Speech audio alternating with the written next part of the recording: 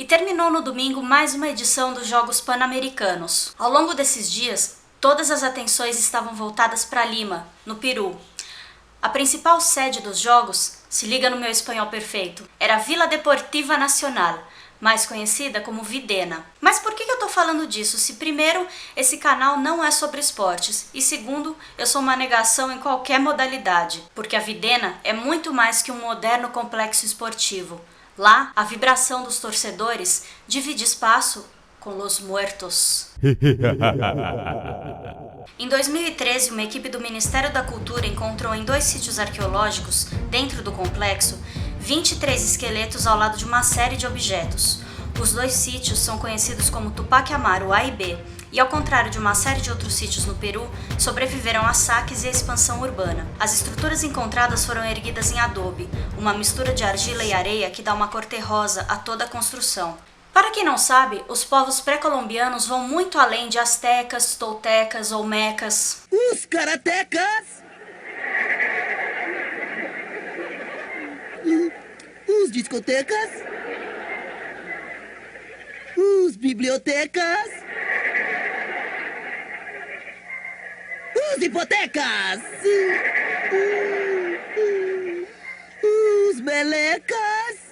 Nesse caso, os esqueletos foram identificados como sendo do povo Lima, que habitou a região entre 100 e 700, e do povo Itma, que habitou entre 1100 e 1400 da era cristã. Era costume que os mortos de Lima fossem enterrados de barriga para cima, enquanto os de Itma fossem enterrados de cócoras, conforme foram encontrados na região. Vamos conhecer um pouquinho mais desses 2 povos? A cultura Lima, mais ou menos contemporânea à cultura Nazca, é mais conhecida por seus característicos trabalhos em cerâmica. O estilo que mais se destaca é chamado de Playa Grande. Peças com a estética são marcadas pela predominância das cores laranja, branca, preta e vermelha e suas formas diagonais. Após o declínio da cultura Chavin, essa nova civilização surgiu na área de Lima, o que ocasionou grandes progressos e mudanças para a região. Tendo adaptado e aperfeiçoado o conhecimento agrícola e de irrigação dos Chavin, eles foram capazes de usar melhor os recursos disponíveis e sustentar uma população maior. O povo logo se espalhou por toda a região atual de Lima. Sofisticados, eles construíram extensos centros urbanos com estruturas piramidais monumentais conhecidas como huaca, alteradas e ampliadas pelas culturas seguintes, além de palácios, templos, centros administrativos, estradas, áreas residenciais, reservatórios de água e canais de irrigação. A cultura também era socialmente complexa, com várias classes de elite e sacerdotes que ajudavam na administração de seus centros populacionais. A cultura Lima foi sucedida pelos Huari e depois pelos Itma. A região que serviu como um centro administrativo para a cultura de Lima, posteriormente, foi utilizada como um local de rituais para a cultura dos Itma.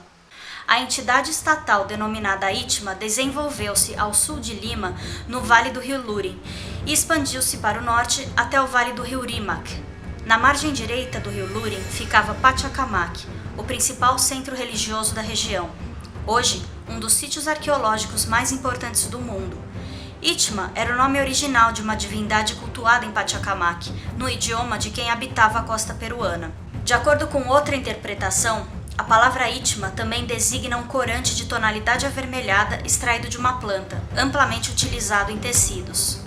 Além de construírem pelo menos 16 novas pirâmides em Pachacamac, que serviram como espaços residenciais e centros cerimoniais, os Itma construíram e remodelaram numerosas estruturas na área de Lima. A população do senhorio de Itma era surpreendentemente grande. Somente no vale inferior do rio Rímac podem ter vivido por volta de 150 mil pessoas. No século XV, o Império Inca anexou pacificamente o reino de Itma, respeitando o culto do deus Pachacamac, cujo templo permaneceu o mais famoso oráculo do Peru. Se você gostou desse vídeo, dá um joinha. Se não gostou, saiba que esses povos costumavam fazer sacrifícios humanos. São esses daqui. Pode levar.